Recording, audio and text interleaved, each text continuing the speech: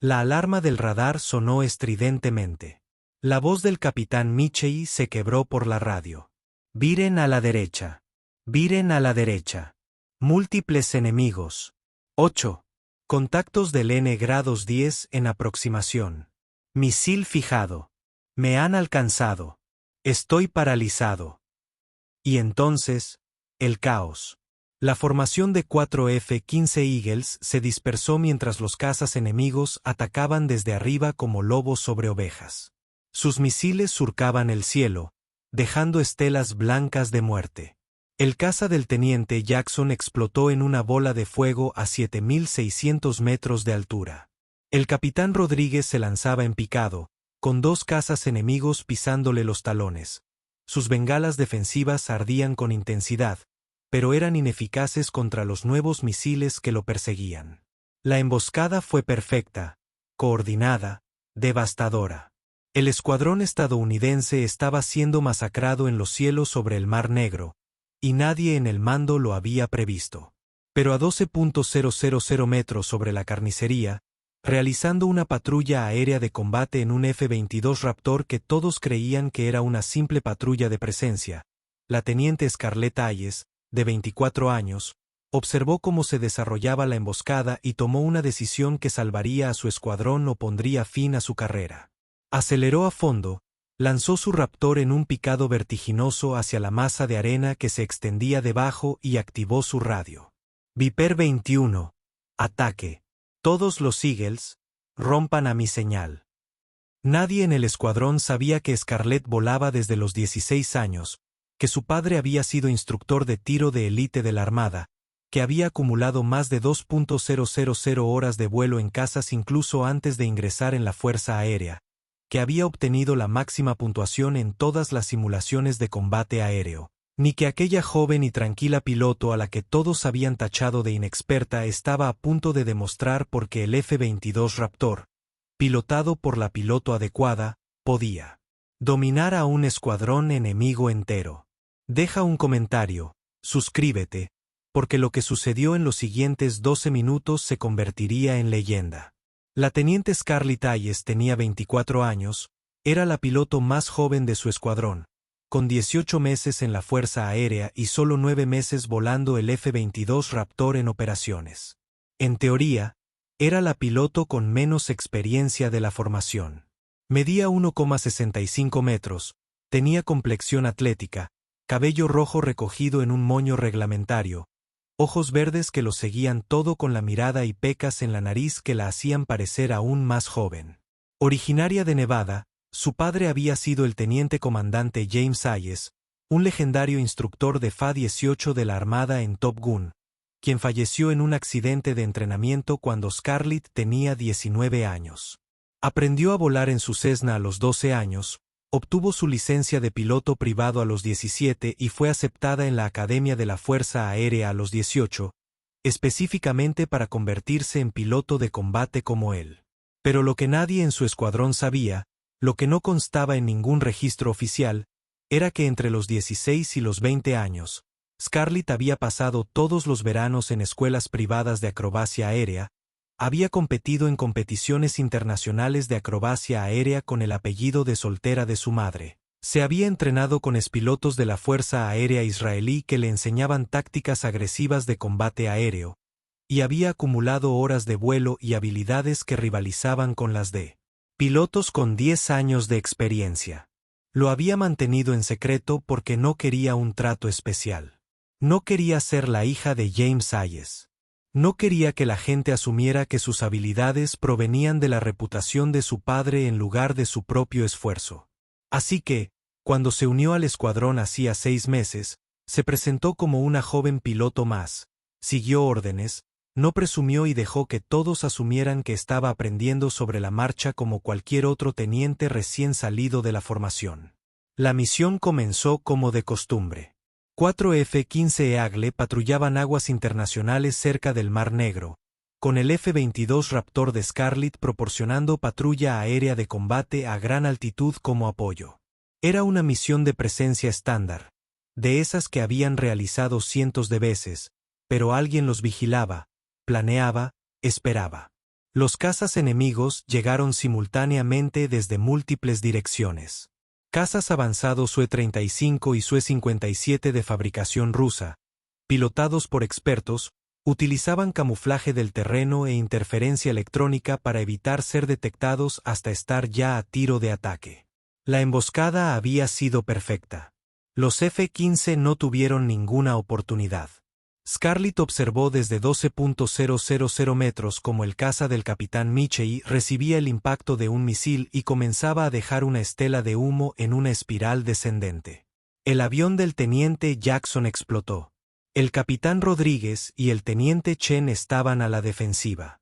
2 cazas enemigos los perseguían. Más cazas se acercaban para cortarles la huida. Su entrenamiento le decía que pidiera ayuda, mantuviera la posición, esperara instrucciones. Sus instintos le decían que esperar significaba ver morir a su escuadrón. Tomó su decisión en menos de un segundo. Scarlett aceleró a fondo, sintió el rugido de los motores Pratt y Whitney gemelos a toda potencia militar y apuntó el morro de su F-22 Raptor directamente hacia abajo en un picado que salvaría a 4 pilotos o la mataría en el intento. El F-22 Raptor era el caza de superioridad aérea más avanzado del mundo. Tecnología furtiva que lo hacía casi invisible al radar enemigo. Vectorización de empuje que permitía maniobras imposibles. Sistemas de armas capaces de rastrear y atacar múltiples objetivos simultáneamente, y una velocidad y altitud que le otorgaban ventajas sobre cualquier otro caza en el cielo. Pero la tecnología era solo una parte de la ecuación. La otra parte era el piloto. Y Scarlett Hayes estaba a punto de demostrarles de lo que era capaz un buen piloto. Se precipitó a través de 35.000 pies, el altímetro girando rápidamente, la velocidad ascendiendo hacia los 600 nudos.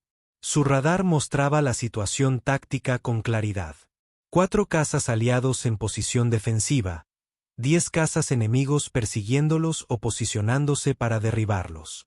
Todo ocurría en un espacio aéreo tridimensional de aproximadamente 10 millas de diámetro. Necesitaba cambiar la geometría. Scarlett seleccionó 2 Su-35 que perseguían al capitán Rodríguez. Estaban tan concentrados en su objetivo que ni siquiera levantaron la vista para ver a su Raptor lanzarse en picado sobre ellos. Los fijó a ambos con su radar a barra diagonal APG-77. El sistema rastreaba a ambos objetivos simultáneamente, calculando las soluciones de intercepción. Disparó 2 AOM-120 AMRAAM, misiles aire-aire avanzados de medio alcance, desde 20 metros de distancia. Los misiles cayeron de su bahía de armas interna, sus motores se encendieron y aceleraron a Mach 4. Los pilotos de los Su-35 ni se enteraron de lo que les había golpeado. Un segundo estaban persiguiendo un F-15, confiados en su superioridad numérica. Al segundo siguiente, sus receptores de alerta de radar gritaron, fijación de misil de un atacante invisible. Y entonces ambos cazas cayeron del cielo hechos pedazos. 2 derribados, 8 por derribar. Radio Scarlett Keater. Todos los Eagles. Aquí Viper 21. Retirada a la izquierda en mi marca. 3, 2, 1, retirada. El capitán Rodríguez y el teniente Chen viraron bruscamente a la izquierda, confiando en la voz de la radio, aunque no podían ver quién daba las órdenes. Los 2 Su-35 que apuntaban a Rodríguez perdieron inmediatamente su objetivo y tuvieron que maniobrar para recuperarlo. Esa maniobra los dejó vulnerables. Scarlett se había posicionado a la perfección, descendiendo en picado a su altitud, llevando su Raptor a un brutal giro de 7 gramos que la presionó contra su asiento, sintiendo como la sangre se le iba de la cabeza mientras la fuerza G intentaba desmayarla. Luchó contra ello, respirando con dificultad para recuperar la conciencia, manteniendo el conocimiento gracias a su pura voluntad. Salió del giro con 2 Su-35 más en su campo de visión, demasiado cerca para misiles. Esto sería cuestión de cañones. El cañón M61A2 Vulcan de 20 milímetros montado en el ala derecha de su Raptor podía disparar 6.000 proyectiles por minuto. Scarlett no necesitaba tantos. Disparó una ráfaga de 3 segundos, aproximadamente 300 proyectiles, trazando sus balas sobre el primer Su-35. Los proyectiles de alto poder explosivo atravesaron el ala y el fuselaje del caza. Se desintegró. 3 derribados. Inmediatamente apuntó al segundo caza, disparando otra ráfaga. Este piloto la vio venir e intentó romper la formación, pero fue demasiado lento. Sus proyectiles alcanzaron la cola, arrancando el estabilizador vertical. El Su-35 entró en barrena incontrolada. 4 derribados, 6 por derribar. El líder del escuadrón enemigo finalmente se dio cuenta de lo que sucedía. Un caza estadounidense invisible estaba destruyendo sistemáticamente su formación. Ordenó a sus pilotos restantes que se reagruparan y se concentraran en encontrar y eliminar lo que los perseguía. Pero Scarlett ya se había movido. Las características furtivas del F-22 impedían que los cazas enemigos la detectaran con precisión por radar, incluso cuando la buscaban. Sus radares mostraban contactos fugaces, fantasmas, nada que pudieran apuntar con fiabilidad. Mientras tanto, el radar de Scarlett los detectaba a todos a la perfección. Aprovechó su ventaja de velocidad y altitud para posicionarse por encima y detrás de otros 2 Su-35 que intentaban flanquear al F-15 en fuga.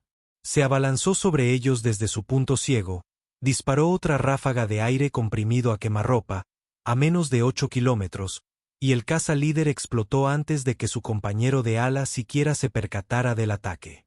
5 derribados. El compañero de ala viró bruscamente, lanzando bengalas y contramedidas, intentando desesperadamente evadir a un atacante invisible. Scarlett lo siguió, igualando su giro, realizando una maniobra con el Raptor que habría arrancado las alas de un avión inferior. Las toberas de empuje vectorial del F-22 desviaron los gases de escape, ayudándola a girar dentro del radio de acción del Su-35. Disparó su cañón de nuevo. Ráfaga corta. La cabina del Su-35 se hizo añicos y el caza se precipitó en picado. 6 derribados, 4 por derribar. La voz del capitán Rodríguez resonó por la radio, sin aliento y asombrada. Viper 21, quienquiera que seas, me has salvado la vida varias veces. Scarlett no respondió. Ya estaba rastreando los siguientes objetivos. 2 Su-57, los cazas furtivos más modernos de Rusia, se habían separado del grupo de ataque y trataban de posicionarse para atacar a los F-15 dañados. Estos eran oponentes más peligrosos, con mejor percepción del entorno y sistemas más avanzados, pero aún así no podían igualar la combinación de furtividad y rendimiento del F-22. Scarlett los atacó desde un ángulo inesperado y disparó 2 misiles AMRAAM en rápida sucesión. El primer Su-57 realizó una maniobra evasiva, desviando con éxito el misil mediante contramedidas electrónicas. El segundo no tuvo tanta suerte. El misil AMRAAM atravesó sus defensas e impactó en su motor izquierdo. El caza se alejó en barrena, dejando una estela de fuego y humo. 7 derribados. El Su-57 restante finalmente logró fijar brevemente por radar al Raptor de Scarlett. No lo suficiente para disparar, pero sí para saber dónde estaba. El piloto era bueno y experimentado, e inmediatamente viró hacia ella, intentando acortar la distancia, entrar en un combate cuerpo a cuerpo donde su habilidad pudiera superar su ventaja tecnológica. Scarlett aceptó el desafío. Apuntó con el morro hacia él, mientras ambos cazas se acercaban a una velocidad combinada de más de 1200 nudos. Era una convergencia, el momento en que los cazas se cruzan y comienza el verdadero combate aéreo, donde el entrenamiento y la habilidad importan más que la tecnología. Pasaron a menos de 300 metros el uno del otro. Ambos pilotos aplicaban la máxima fuerza G para invertir la dirección y colocarse uno detrás del otro. Scarlett tiró con tanta fuerza que su pecho se infló como un manguito de presión arterial, apretando sus piernas y abdomen para mantener la sangre en su cerebro. Su visión se redujo a visión de túnel, con los bordes grises, pero mantuvo la conciencia y siguió tirando. Los dos cazas giraban en espiral uno alrededor del otro, cada uno intentando obtener ventaja, intercambiando altitud por velocidad, realizando maniobras al límite de la aerodinámica. Esto era combate aéreo puro, el tipo de combate que no se había visto desde Vietnam, donde supuestamente los misiles y los derribos más allá del alcance visual habían hecho obsoletas las maniobras a corta distancia. Pero a veces todavía había que luchar con cuchillos. Scarlett empleó todas las técnicas que había aprendido de su padre, de su formación árabe y de los instructores israelíes que habían combatido en auténticos combates aéreos sobre Oriente Medio. Usó el control vectorial de empuje del Raptor para ejecutar una maniobra Herbst, desviando el morro de su trayectoria y dejando que su avión se deslizara lateralmente por el aire mientras apuntaba sus armas al enemigo. El piloto del Su-57 jamás había visto nada igual. Por un instante, voló directamente sobre el gunita de Scarlett, convirtiéndose en un blanco perfecto. Ella disparó. Los proyectiles atravesaron su fuselaje. El Su-57 se estremeció, se volcó y el piloto se eyectó. 8 derribados. Los 2 cazas enemigos restantes, ambos Su-35, vieron lo que le había ocurrido a su escuadrón y tomaron la decisión acertada. Huyeron, encendiendo sus postquemadores y lanzándose en picado hacia el ala delta, regresando a su espacio aéreo a máxima velocidad. Scarlett los dejó ir.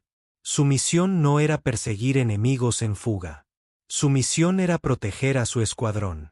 Activó su radio. Todos los Eagles. Aquí Viper 21. Zona despejada.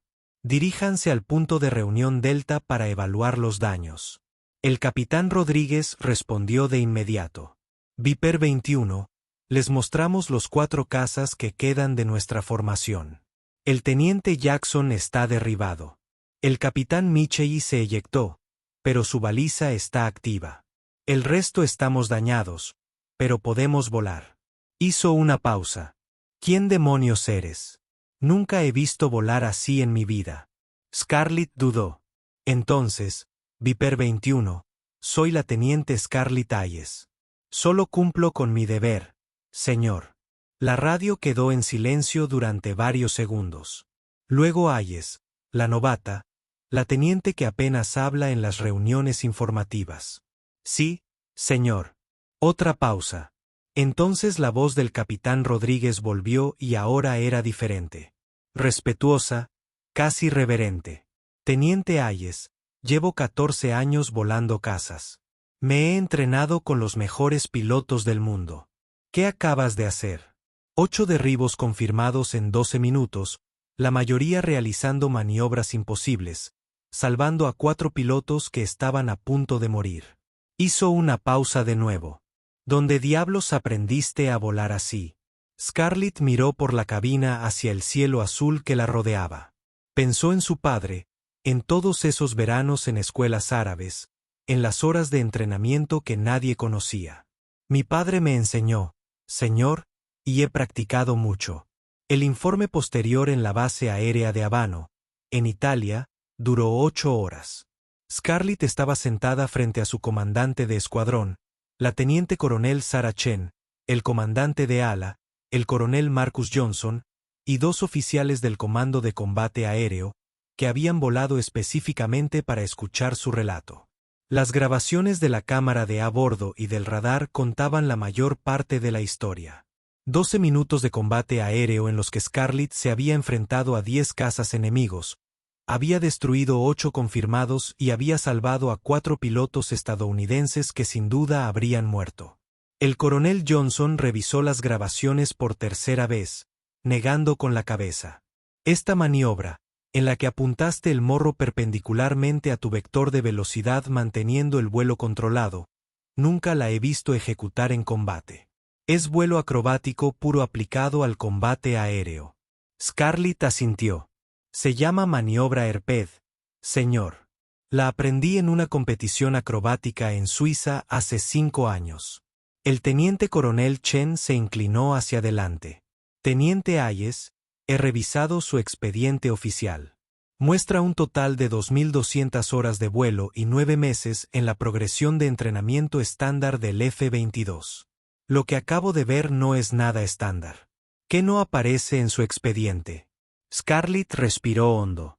Señora, mi padre era el teniente comandante James Hayes, instructor de Top Gun de la Armada. Me enseñó a volar cuando tenía 12 años. Entre los 16 y los 20 años, asistí a escuelas acrobáticas privadas en Estados Unidos, Suiza e Israel. Competí en competiciones acrobáticas internacionales con el apellido de soltera de mi madre, Robertson. Entrené con antiguos pilotos de la Fuerza Aérea Israelí que me enseñaron tácticas agresivas de combate aéreo. Para cuando ingresé en la Fuerza Aérea, tenía más de 1500 horas de vuelo en aeronaves de alto rendimiento y había ganado 3 campeonatos internacionales de vuelo acrobático. La sala quedó en silencio. Finalmente, el coronel Johnson habló. ¿Por qué no incluyó esto en su expediente? ¿Por qué ocultó esa experiencia? Porque quería que me juzgaran por mi desempeño actual, señor, no por la reputación de mi padre. No quería que la gente pensara que llegué aquí por quien era mi padre. Quería demostrar que merecía estar aquí por lo que podía hacer ahora. Chen la observó detenidamente. Y usted lo demuestra hoy. 8 derribos confirmados. Decisiones tácticas perfectas. Maniobras que solo he visto en exhibiciones aéreas. Ejecutadas en combate a 500 nudos. Teniente Hayes, usted no solo salvó a 4 pilotos hoy. Demostró capacidades de combate que la mayoría de los pilotos nunca desarrollan en toda su carrera. Uno de los oficiales del Comando de Combate Aéreo intervino. Teniente Hayes, soy la coronel Patricia Morrison del Comando de Combate Aéreo. Vamos a recomendarla para la Cruz de Vuelo Distinguido. Sus acciones de hoy representan una de las demostraciones más impresionantes de habilidad en combate aéreo de la historia reciente. También revisaremos su expediente para su asignación inmediata a la Escuela de Armas de Combate como instructor.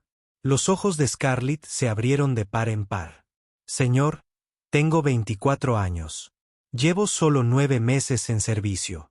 Y usted acaba de derribar a 8 cazas enemigos en 12 minutos, la mayoría pilotos con más experiencia en aeronaves avanzadas. La edad y el tiempo de servicio no importan cuando se demuestra este nivel de capacidad. La Fuerza Aérea necesita pilotos como usted entrenando a la próxima generación. La teniente coronel Chen añadió, hay algo más, Hayes. De los pilotos enemigos a los que te enfrentaste hoy, hemos identificado a 3 de ellos a partir de los restos y las firmas electrónicas. Eran pilotos de élite de la Fuerza Aérea rusa, no mercenarios ni cazas inexpertos. Uno de ellos tenía más de 2000 horas de vuelo y era instructor en su propia escuela de armas de combate. Derrotaste a pilotos que, en teoría, deberían haber tenido todas las ventajas sobre una teniente de 24 años con solo 9 meses de experiencia operativa. Hizo una pausa. Eso nos indica que tu entrenamiento, tu talento natural y tu capacidad de decisión bajo presión son excepcionales, poco comunes, el tipo de capacidades que necesitamos estudiar y replicar en toda la fuerza. El coronel Mars sacó una carpeta. También vamos a tener que interrogarte a fondo sobre tus métodos de entrenamiento, las escuelas árabes, las técnicas de la Fuerza Aérea Israelí, la experiencia en competiciones, todo. Si podemos identificar qué te hizo tan eficaz e incorporarlo a nuestro programa de entrenamiento, podremos formar mejores pilotos de combate en general. Scarlett sintió abrumada. 24 horas antes, era la joven y discreta teniente a la que nadie prestaba mucha atención. Ahora estaba sentada en una sala con oficiales superiores, discutiendo cómo usar su experiencia para reformar el entrenamiento de pilotos de combate. Señora, señor, ayudaré en lo que pueda, pero quiero dejar algo claro. Los miró a todos. Lo que sucedió hoy no se trató de que yo fuera especial o talentosa. Se trató de que la preparación se encontró con la oportunidad. Mi padre solía decir que la suerte es cuando la preparación se encuentra con la oportunidad. Me había estado preparando toda mi vida sin saber que necesitaría esas habilidades hoy. Cuando llegó el momento, estaba lista. Eso es lo que deberíamos estar enseñando. No maniobras o tácticas específicas, sino la mentalidad de preparación constante, de tomar en serio cada oportunidad de entrenamiento, de nunca dar por sentado que uno sabe lo suficiente. 3 días después, los miembros supervivientes de su escuadrón se reunieron para un servicio conmemorativo en honor al teniente Jackson, cuyo casa había sido destruido en la emboscada. Después, el capitán Rodríguez se acercó a Scarlett. «Hayes, ¿podemos hablar?» Caminaron hasta la pista de vuelo donde filas de los cazas relucían bajo el sol italiano. Rodríguez guardó silencio un instante. «He estado pensando en lo que pasó allá arriba, en cómo casi muero, como Chen casi muere, como todos casi morimos, por caer en una emboscada que deberíamos haber previsto». La miró. «Y he estado pensando en cómo nos salvaste. No solo por ser una buena piloto, sino por estar dispuesta a tomar decisiones cuando todos los demás reaccionaban. Tú habrías hecho lo mismo, señor. Quizás, pero lo hiciste. Y lo hiciste volando como una especie de mago del aire». Sonrió levemente. «El escuadrón ha estado hablando, intentando averiguar quién eres en realidad. Algunos creen que eres una especie de piloto de prueba secreto. Otros piensan que eres de la CIA o algo así». Scarlett rió. «Solo soy una teniente que aprendió a volar con su padre y pasó mucho tiempo practicando. Tu padre era James Hayes. El mismísimo James Hayes, el instructor de élite que escribió la mitad del manual actual de ACM. ¿Lo sabías? Lo busqué después del informe. Recuerdo haber oído hablar de él cuando estaba ascendiendo. Era una leyenda, y ahora entiendo por qué eres quien eres». Rodríguez se extendió la mano. «Gracias por salvarme la vida y por mostrarnos a todos lo que es posible cuando alguien domina su avión de verdad». Scarlett le estrechó la mano. «Gracias por confiar en mí cuando pedí la separación. No sabías quién era, pero aún así me obedeciste. Eso es lo que hacemos, confiar en nuestros compañeros». Hizo una pausa. «Ya no eres el novato tímido, Hayes. Después de hoy, eres el piloto del que todos querrán aprender. Eso va a cambiar tu vida. La gente te va a tratar diferente. Algunos te envidiarán por ser joven y tener éxito. Otros te admirarán profundamente. Ninguna de estas reacciones tiene que ver con quién eres, sino con lo que representas». «¿Qué represento?» «La posibilidad. Representas la idea de que la edad y la experiencia no son sinónimos de capacidad. Que la competencia discreta puede ser más valiosa que la confianza ruidosa. Alguien que parece fuera de lugar podría ser, en realidad, la persona más cualificada de la sala». Miró a los pilotos en la pista. «Es un mensaje contundente, pero conlleva responsabilidad. Ahora la gente te observará, comparándose contigo. Intentarán imitarte o demostrar que no eres tan especial. Como gestiones esa atención será tan importante como tu desempeño en el vuelo». Scarlett asintió lentamente, comprendiendo la trascendencia de sus palabras. Había dedicado toda su carrera militar a pasar desapercibida, a no destacar, a dejar que su trabajo hablara por sí mismo. Ahora, quisiera o no, se había convertido en un símbolo. La joven piloto que había salvado a su escuadrón. La hija de una leyenda que se había convertido en leyenda. La teniente discreta que había revelado capacidades desconocidas. «Solo quiero seguir volando y mejorando», dijo finalmente. «Todo lo demás es ruido», sonrió Rodríguez. «Esa es la actitud correcta. Céntrate en el trabajo, no en el reconocimiento. El trabajo es lo que importa. El reconocimiento es solo una consecuencia». 6 meses después, Scarlett se encontraba frente a una clase de pilotos de combate en la base aérea de Nellis, Nevada, sede de la Escuela de Armas de Combate. Con 25 años, era la instructora más joven en la historia de la escuela, y cada asiento en su aula estaba ocupado por pilotos experimentados deseosos de aprender de la piloto que se convertiría en leyenda. «Hoy hablaremos sobre la toma de decisiones en situaciones de combate cambiantes», comenzó. «Hace 6 meses, mi escuadrón sufrió una emboscada sobre el Mar Negro. 4 F-15 contra 10 cazas enemigos. Tenían la ventaja del factor sorpresa, superioridad numérica, buena táctica y pilotos experimentados. En teoría, deberían haber ganado. Pasó a la siguiente diapositiva que mostraba la situación táctica. Pero cometieron un error. Asumieron que el avión de patrulla aérea de combate a gran altitud, mi F-22, solo estaba realizando una patrulla de presencia rutinaria. Asumieron que yo era inexperta por ser joven. Asumieron que seguiría la doctrina y esperaría instrucciones. Otra diapositiva. Imágenes de la cámara de a bordo de su primer derribo con misil. No esperé. Evalué la situación, tomé una decisión y la ejecuté. Y en 12 minutos, convertí una situación desesperada en una victoria. Pero lo importante es esto. Esa decisión no fue temeraria ni impulsiva. Se basó en años de entrenamiento, miles de horas de práctica y un profundo conocimiento de las capacidades de mi aeronave y de mis propias habilidades. Miró a sus alumnos, pilotos experimentados, la mayoría mayores que ella, algunos con experiencia en combate, todos allí porque querían ser los mejores. La lección no es que deban ser temerarios o ignorar las órdenes. La lección es que, cuando hay vidas en juego, deben confiar en su entrenamiento, confiar en sus instintos y estar dispuestos a actuar con decisión, incluso cuando no es lo que se espera de ustedes. Pero esa confianza se gana con preparación. No se puede ser decisivo en el momento si no se ha trabajado previamente. Uno de los alumnos levantó la mano. Teniente Hayes, las maniobras de ese video, el ERST, el apuntamiento post-pérdida, los giros sostenidos con alta fuerza G, no son maniobras tácticas estándar. ¿Dónde deberíamos aprenderlas? Scarlett sonrió. No son estándar porque la mayoría de los pilotos nunca las necesitan. Pero cuando las necesitas, pueden significar la diferencia entre la vida y la muerte. Si quieres aprenderlas, hay escuelas de robótica por todo el mundo. Dedica tu tiempo libre a aprender a llevar tu avión al límite en entornos controlados.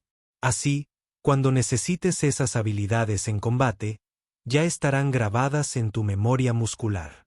Eso es lo que hice yo. Cada verano, desde los 16 hasta los 20 años, pasaba el tiempo en escuelas de robótica aprendiendo a volar aviones al límite de su rendimiento. No se trataba de presumir. Se trataba de entender lo que un avión podía hacer y lo que yo podía hacer, para que cuando necesitara ese conocimiento, ya lo tuviera. Otro estudiante intervino. Señora, a algunos nos preocupa el tema de la edad. Tiene 25 años y ya es instructora aquí. Algunos llevamos 10 años volando y recién ahora estamos entrando a la escuela de armas. ¿Cómo conciliamos eso? Scarlett asintió, agradeciendo la pregunta sincera. Es una preocupación válida. Esto es lo que diría. La edad y el tiempo transcurrido no equivalen a experiencia. La calidad del entrenamiento y la intensidad de la práctica importan más que los años de experiencia. Yo tuve ventajas. Un padre piloto experto, acceso a entrenamiento civil de alta calidad y la motivación para competir internacionalmente. Eso me dio miles de horas de práctica intensiva antes incluso de ponerme el uniforme. Tu camino puede ser diferente, pero el principio es el mismo.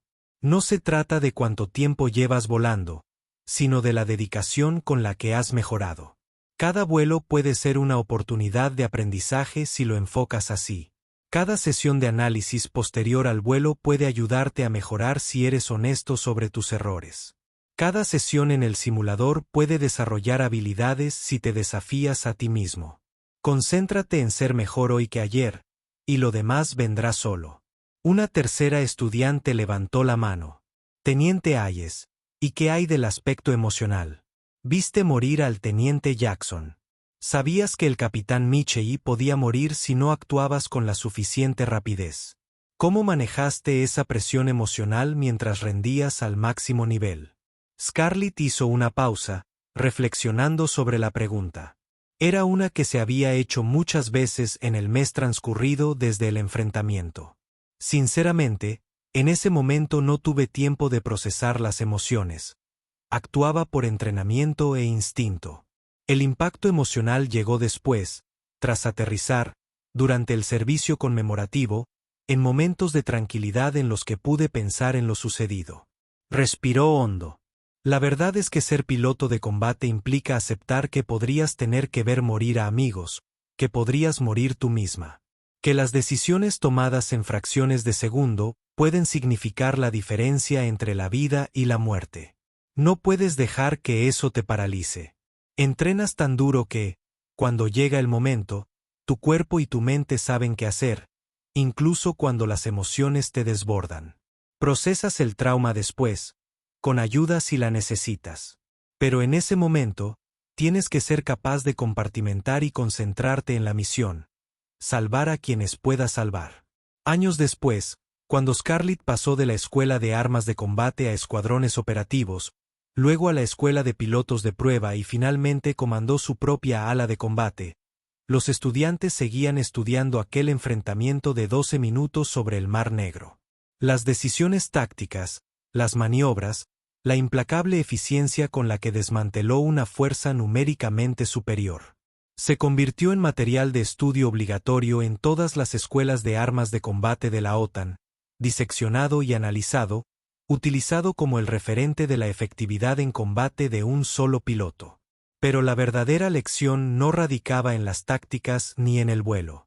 La verdadera lección era que nadie conocía realmente a Scarlett Hayes hasta que el momento la obligó a revelarse. Había mantenido sus capacidades en secreto, había sido subestimada e ignorada, había dejado que la gente asumiera que era solo otra joven piloto aprendiendo el oficio. Y entonces, cuando su escuadrón agonizaba en el cielo y cada segundo contaba, les demostró a todos lo que un piloto podía hacer cuando el entrenamiento, la habilidad y la determinación se unían en el momento crítico. No había necesitado reconocimiento ni respeto antes de ese momento. Solo necesitaba estar preparada cuando llegara el momento, y lo estuvo. La emboscada sobre el Mar Negro tenía como objetivo destruir un escuadrón de cazas estadounidense. En cambio, reveló a una de las pilotos de combate con mayor talento natural de su generación. Alguien que se había estado preparando toda su vida sin saber exactamente para qué. Alguien que demostró que ser subestimada no era una debilidad, sino una ventaja, siempre y cuando estuvieras lista para mostrar quién eras realmente cuando más importaba. Su padre habría estado orgulloso. Gracias por vernos. Cada mujer tiene una historia que merece ser contada. Acompáñanos para escucharlas.